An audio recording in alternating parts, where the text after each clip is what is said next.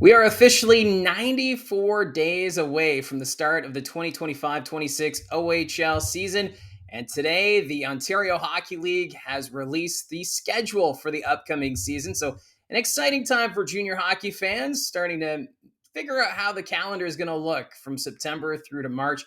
And it's going to be an exciting year of hockey across the junior league as teams still ironing out how their rosters are going to take shape. But now that we know the schedule, few things that we can look forward to. For starters, the OHL keeping the division alignment the way it is. They made that specific in their press release about the release of the schedule.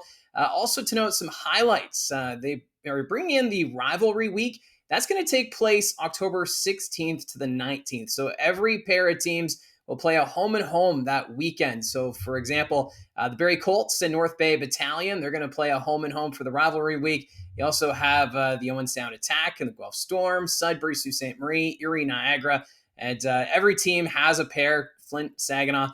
So that week specifically will be geared to rivalries. So kind of a neat idea where fans can follow along with each specific rivalry around the OHL.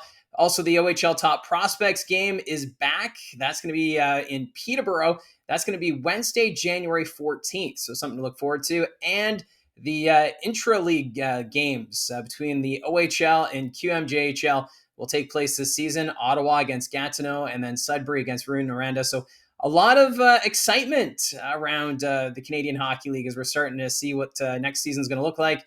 Obviously, I'll be following along next year, seeing how the Barrie Colts do, but I'll continue to provide news updates involving all 20 teams around the OHL, or at least that's the plan at the time of recording. Now, some news to talk about. First off, it was announced this morning the new ownership team of the Sarnia Sting. So Ryan Finch, Mark Yeh, they joined David Lagwand as the ownership group of the Sting. This was rumored a few weeks ago that something was happening behind the scenes with the Sting, that new owners were going to be coming in, and that was confirmed on Friday, and then officially a press conference this morning to unveil the group. Now, what's interesting about Ryan Finch is that he owns an auto group. He's got several dealerships across Ontario, but more specifically in London. You'll notice on the helmets, it's got Finch on there. Curious as to if we'll still see Finch as one of the primary sponsors of the London Knights next year, because it's a pretty big rivalry, the 402 between London and Sarnia, now that Ryan Finch officially a member of the ownership group. Wonder how that'll affect it, but it might not. Finch, very passionate about junior hockey and more so community. He actually gave a $5 million donation to a hospital foundation in the city of London, just talking about how important it is that community is to him. So I think this is a good sign for the Sarnia Sting going forward. This is a franchise that hasn't had a lot of success when it comes to division titles and playoffs, let alone a trip to the OHL championship. So maybe with this group, you get some money infused, obviously with the NCAA and recruitment being a thing. A lot of teams now starting to invest in their facilities. We'll have to wait and see what they do at the Progressive Auto Center, if we're going to see any sort of upgrades in the near future or over the next couple of years, just to see what this Sting organization can do to continue to attract talent. They've done a good job recently bringing over players from the United States, and we'll see if that trend continues going forward. But I think there's a few Sarnia Sting fans who are pretty excited about the news of an ownership change. Also, importantly, too, David Lagwand is going to stay on as a part owner. He became a part owner back in 2015 with Darian Hatcher, so he's going to be sticking around. So I think this is a good sign of the times are going to be positive, I feel, for the Sarnia Sting organization. Now, big news also came out on Friday, which I think surprised many Owen Sound Attack fans. Pierce Mbuyi, who of course is named OHL Rookie of the Year, set point records as a rookie with the Owen Sound Attack. He announced his commitment to Penn State University. So he has an NCAA commitment. We have not yet heard when he intends to join Penn State.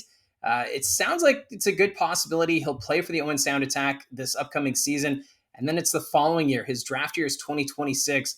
We'll see what happens there, because we've seen a few players like Malcolm Spence of the Erie Otters. He announced that he'll be going off the NCAA route. Jack Ivankovic also looking to go to Michigan State.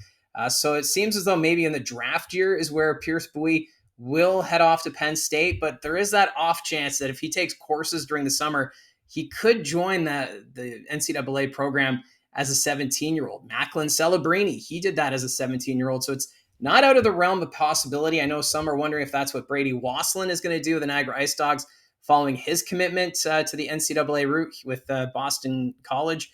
But still, time will tell. So, yeah, there's still a lot of uncertainty. It's been described as the Wild West right now with everything that's been taking place.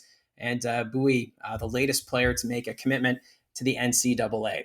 Now, there was a trade on Friday between the North Bay Battalion and the Niagara IceDogs as Rice Smith goes to Niagara for 2 draft picks, Guelph's 3rd round pick in 2026 and Niagara's 8th in 2028. Now, Smith, he is a forward. Last year, 49 games, 5 goals, 4 assists, 9 points with Battalion. It seems as though it's been a bit of a challenge for Smith adjusting to the Ontario Hockey League game. He's got the size. He's 6'2", 173 pounds. He was a 5th round pick in the 2023 OHL priority selection. He is from the Windsor area, so of course, Evola, the new GM of Niagara IceDogs, familiar with the hockey programs in the Windsor area after being a part of that organization for several years. So for Smith, maybe a change of scenery, maybe getting some different looks with the Niagara IceDogs, who are seen as a possible contender next year. We're still waiting to find out what happens with Wasselin and a few other pieces with this group, but still, it might seem like a small trade here in the middle of summer, but we'll wait and see what Rice Smith can do with the North Bay Battalion. Now, sticking with the IceDogs, Jeff Merrick tweeted yesterday that Niagara might be on the verge of naming their new head coach. It looks as though ex-NHLer and former Londonite Chris Barch could be named their next coach as early as tomorrow. That's the rumblings right now. But the Niagara IceDogs, of course, Bruce Boudreau, or Ben Boudreau, rather. I always get those names mixed up. They're so close. But anyways, Ben Boudreau was let go at the end of the regular season, along with the change with management. So Niagara going through a lot of change, and that's why there's still a lot of questions about what this team's going to look like once we get to spring training. Of course, still no word on the 10th overall pick, Ryerson Edgar. He is not yet committed to playing with the Niagara IceDogs. There's been some rumors about maybe he'll be traded once that window opens at the start of training camp. But yeah, a lot of unknowns with this Niagara IceDogs team. But it would be nice, of course, they already named their GM. If they can name their head coach, get that coaching staff put together, and just give some confidence to that group that this team's committed to maybe being a contender, because they do have a core in place that I think could make some noise in the Eastern Conference. A lot of teams taking a step back after loading up last season, and I feel as though Niagara has that possibility to be a team that could make things very interesting in the Eastern Conference. But it all comes down to the stability of the organization and what's going on behind the scenes with a lot of the players. Who wants to stay?